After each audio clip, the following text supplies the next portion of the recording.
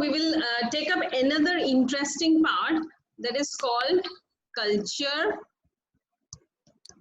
and management style or system, whatever you call it, right? We will be today discussing culture and management style and system. So once I go to this again, as required by the context, we need to first deliberate little bit on management style and system. When we talk of management style and system, do you recall Rensis Likert? You must have studied in your first semester of MBA, Rensis Likert. He actually proposed 4 systems of management, okay? What are those 4 systems of management? They are exploitative, authoritative. Recall, you must have studied in first semester. Next is your benevolent. Yes, ma'am. And authoritative. When I ask you, please respond, because I feel that you are with me. It's very important. Yes, ma'am. And gradually, probably you must be feeling, I also feel that gradually through online classes, we are developing a sense of trust, though we are not very able to see each other eye to eye as the important of part of communication. But still, your yes, no, or raising of hand actually makes me feel that you are moving with me. So next is consultative, yes, right? And last one, let me put it here, is participate. So these are the 4 styles or systems of management that was proposed by Rensis Likert. He said that when managers manage the organizations, they are either, now let us quickly take a brief look on, see, if you get a question of such type in your examination, you need to first explain the management style and system, and then proceed with connecting it to the cultural values or dimensions. It may be Hofstede, you may take up Trompeneers, you may take up the globe study, okay, any dimensions you may discuss, but first you need to have a very clear understanding of these management systems and styles. So when we look at quickly at exploitative authoritative, in my later part, I will be using EA for this, okay? So exploitative authoritative means where the manager is typically following an autocratic style of leadership or managing the people, where his main focus is always by creating fear, getting things done by creating fear. So whenever we say carrot and stick approach, such kind of leaders believe more on stick approach. They are very clear with what objective they want, what objectives they want their subordinates to do, and they never ever take their views in their decision making. That means the decision making always or usually takes place at the higher level. A quick review of benevolent. Again, benevolent authoritative basically try to give rewards and get the things done. They, to some extent, they may listen to their subordinates, but again, decision making is no more or less in their hands. They do not consult more the subordinates, but yes, they at times try to motivate the subordinates, which is again a characteristics completely absent in exploitative authoritative. When we look at consultative kind of people, these people consult their subordinates. That means they include their ideas in their decision making, but still it is restricted to a large extent, but they give some sort of freedom, some sort of meaningful tasks, some sort of involvement of their subordinates. The finally is participative, which is more sought for style or system of management, where the superior and subordinate equally exchange their ideas in problem solving. They give a lot of motivation. The managers provide a lot of motivation to the subordinates, and they include them in all their decision making processes. And I hope you're clear with this. Next, let us Yes, move ma'am. management activities. Okay, now quickly, what are the management activities or a manager is involved in? A manager is involved in activities like planning, isn't it? Planning, organizing, again something you have very much discussed in your initial years of MBA. Staffing, directing, and controlling, right? When you look at Yes, ma'am. these are the main five functions or activities which are carried by a manager. So now if I connect it here with say your exploitative authoritative style, your benevolent authoritative style, consultative style, and participative style. These are styles, right? And these Yes, ma'am. are the management activities. Now you see, try if we take cultural values or cultural dimensions into consideration, will these things vary? Let us take Yes, for an ma'am. exploitative authoritative manager. If his style is authoritative kind, then what will be his planning style? If he is authoritative person, his planning will be very objective. Okay, his communication directive style will be totally one-sided. Okay, issuing orders, it will be more nature, will be issuing orders. Controlling mechanism will be very strict. That means the supervision will be very high. So if you look at, you take the example of participative style. In this case, again, if the manager is of participative nature, his way of doing a planning, when he will plan or she will plan, the planning will include the views of subordinates, isn't it? During organization, what happens in organization? We distribute resources. So when a leader is of participative style, the resource distribution will be more equal. But if the leader is authoritative style, he will hardly take care or bother about distributing resources equally. Rather than there will be more of biasness, more of prejudices involved while distributing resources. Same will be in hiring mechanism. When you talk about staffing focuses on, technically staffing should include hiring competent people so that they carry out work using their complete potential. But will an authoritative manager look this way, or will a participative manager will do more? A participative manager will definitely do more. So I hope you are able to build a connection between these two, isn't it? So our role in today's class, Yes, the ma'am. main objective is concerned about cultural values. Now, what role do cultural values play in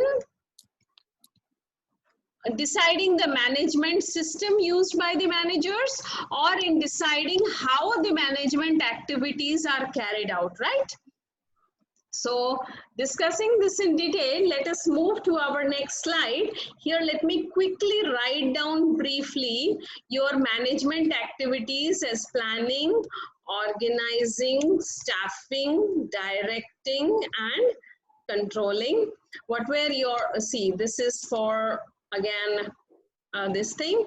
And about management systems, you have exploitative authoritative, benevolent authoritative, you have consultative and participatory. Now we are very clear about these two things now, which constitute of the management systems and styles, right? Activities. Now what we need to do is actually look at the cultural values one by one. So before I come down directly to the cultural values one by one, let me remind you quickly of a few people like Edward Hall. If you remember, we discussed in the beginning of our classes on second unit, Edward Hall in 1966 actually emphasized the importance of time and space to study or to understand cultural values. He said that how if we move from one country to another country, we see that the way people understand time and the way people make sense of, you know, space is very different. Time as well as space, right? So keeping his these ideas into view, and moreover taking into consideration the Hofstede's dimensions and the Trompeniere's dimensions that we have discussed in our previous class, let us try to see how these different cultural values are putting an influence on the systems and activities that a manager performs in the organization. You know, the first one let us take is say time. Let us talk about time. When we talk about time, it can be actually put into two categories. One is monochronic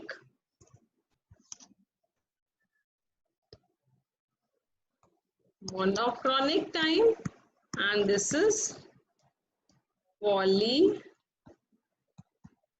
time, right?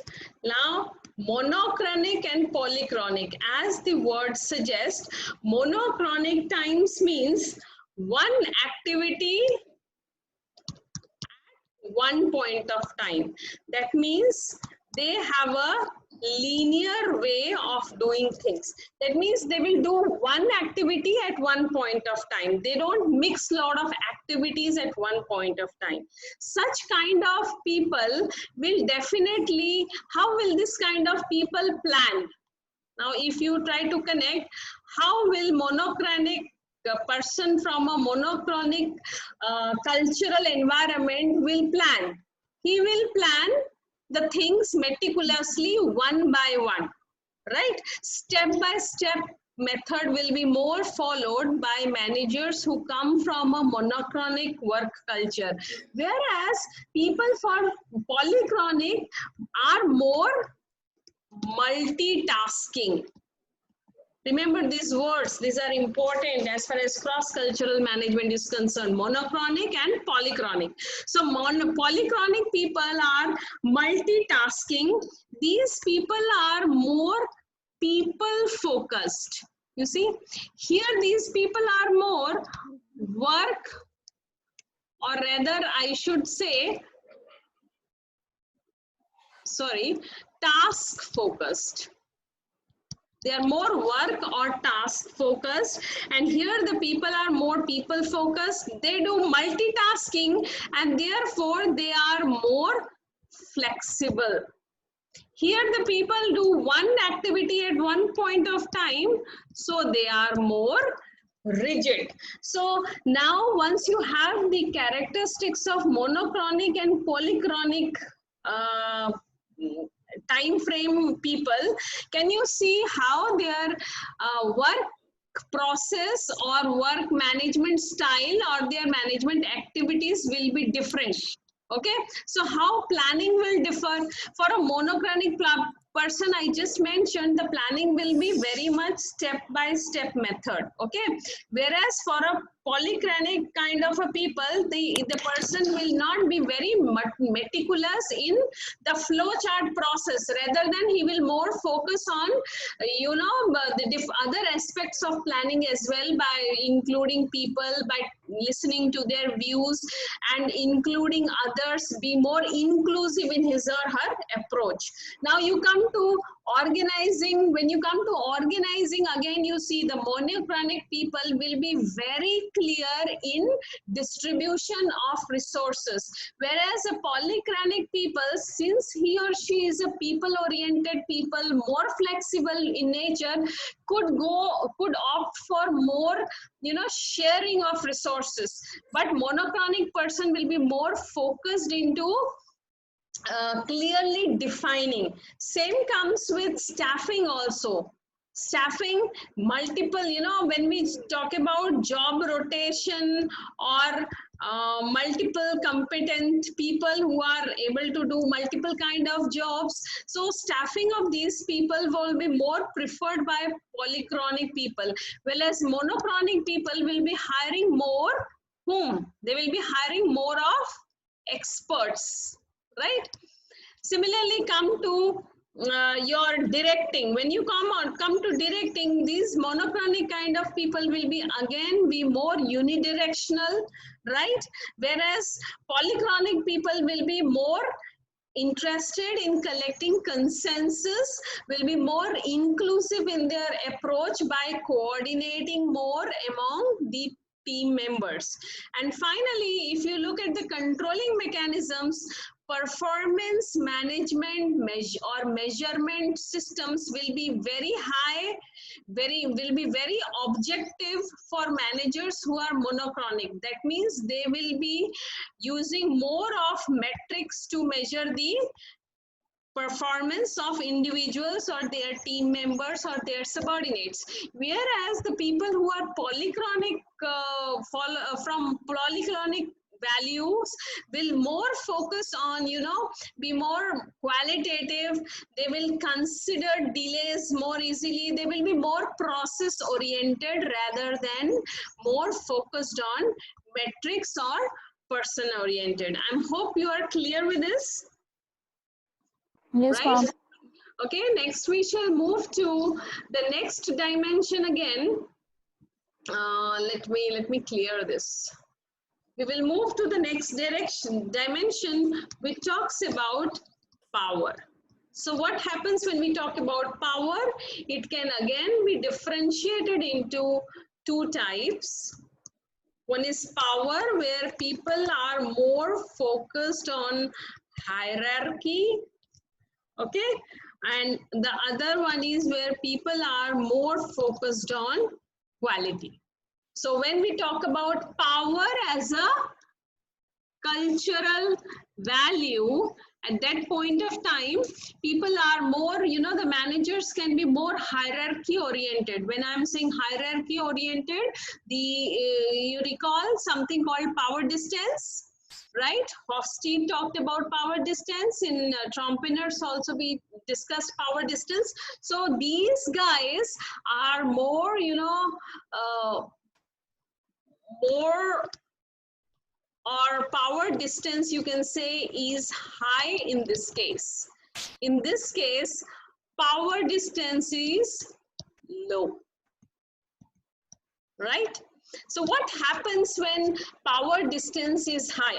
Again, we take the same things. Again, remember, if you in your examination, case study, question, or anywhere you are given a situation, it talks about the characteristics of the manager, then please try to apprehend or connect how will be his or her behavior towards carrying out the managerial activities. So again, we have planning, organizing, staffing, your directing and controlling. Now try to connect each one. If you see hierarchy, if power distance is high, will the individual take views of his or her subordinates? No, isn't it? The inclusion of subordinates view will be very less among the people who have a high hierarchy power culture. Hierarchy power culture, if it is high, it will definitely be more towards autocratic kind of or authoritative kind of leadership style executed by the managers in the particular organization. But where we appreciate more of equality, what will be happening in the planning process, there will be more involvement of people. Okay, so when there will be more involvement of people, just tell me one thing, when we talk of planning, which group will be more innovative? The organizations which are doing hierarchy type, or the organization which are more, you know, the culture promotes equality? Equality type. Equality, absolutely, very good. You know, equality type, and that is the reason when we talk of today's IT organizations, when we talk of, you know, Fortune 500 companies, or, you know, software organizations, all those organizations which are high performance work systems, or which are, you know, which have more knowledge workers, these organizations nowadays are training their managers. See, being an HR person, always believe that you can train and bring about changes among people. So these organizations very much conduct such training programs, which actually makes people develop more quality approach in their organizations. So here we see that if power structure is more quality types, how planning will differ. Same will happen with organizing also. If you are more equality centric, you will be including more resources, more people, more diversity, isn't it? If a person is high on equality kind of a value, if he is high on equality value, the person will be more inviting diverse population, giving more opportunities to diverse ideas or diverse people, compared to Yes, people yes. who are more hierarchy. And that then you see in your organizations, many times in our class also we discuss kind of organizations. You take the examples of insurance organizations, banking organizations, which are working in a, you know, government sector, and which are completely privatized. And in private, you see all those insurance or banking sector organizations which are having their counterparts in Nordic countries, or who have their counterparts in America, North America. You will see their working style is totally different from other organizations, and this has this actually clear evidence of the influence of the national culture on the people, right? So same with controlling and communication. See, when we are talking directing talks about communication. Again, in hierarchy structure, communication will be always top to bottom, but here the communication will be both sided. So don't you see, if you have a boss who is hierarchy oriented culture and the other one equality oriented culture, the behavior will be totally different of different people. Now, see, if I keep the competition into you know, continuum, when the competition is highest, the competition, people will be very competitive. Rather than I should put it here.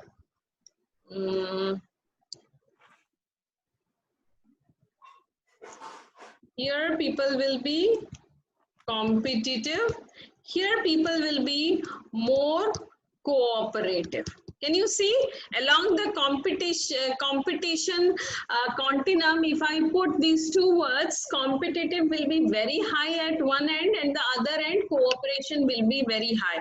So based on this, we can the competition value of culture can be put into two categories. One is high in competition, another is high in cooperation. Now you are already you have picked up now. So planning, organizing, staffing, directing, and controlling, do these things differ for these kind of people?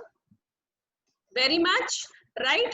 And Also, if you look at the management styles, your authoritative and both the authoritative styles, and then you have your consultative and participative. Participative will be highly, you know, cooperative in nature, whereas competition will be very high in autocratic, isn't it?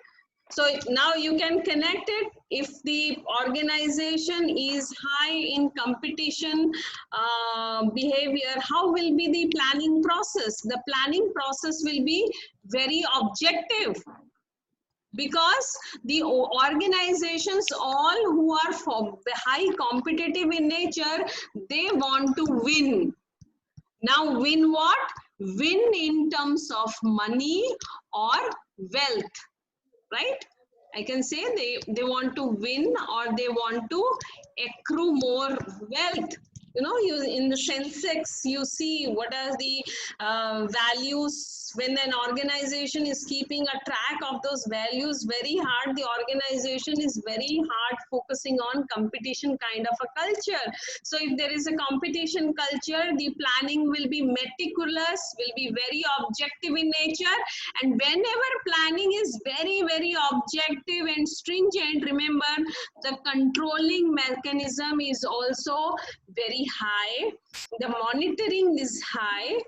Directing made the communication. If you look at competitive side, direction will be more one way, because the manager will always try to ensure that things are done properly and the result is achieved. Whereas in cooperation, people are more relationship oriented. If they are more relationship oriented, they will be focusing on, remember, process. Remember, this is very important.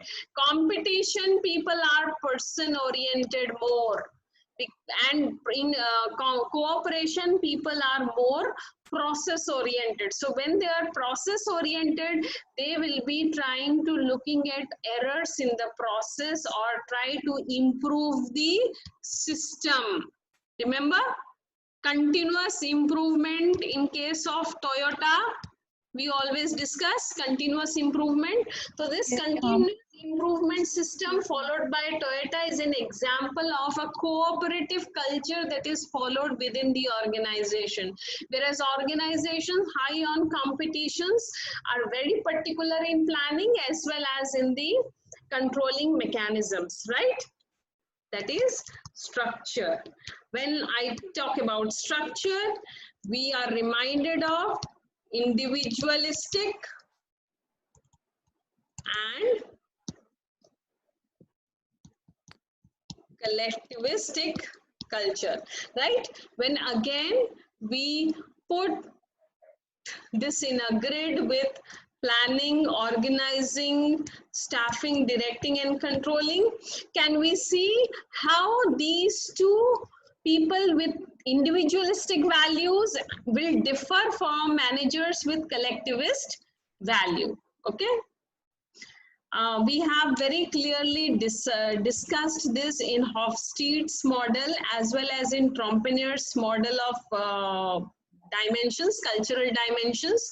So combining those characteristics with managerial activities, we can see again, if a manager is more individualist nature, what will be the planning strategy of the manager? The manager will less comfortable on assigning teamwork or team goals, rather than the person will be more objective towards personal goals or fixing planning objectives to each and every individual, right? Similarly, in organizing or coordinating of resources will be very different from managers who are individualistic, whereas people who are collectivistic, they will be creating an environment where there will be more sharing of resources, right? Same with this, your selection. If you look at the selection or staffing process or how you select your employees, collectivist will actually be selecting people who are more diverse in nature so that they can work together. The collectivist manager will take care of more teamwork sort of thing, whereas individual individualistic person will be fixing individual goals and objectives and will accordingly follow the person's work at an individual level.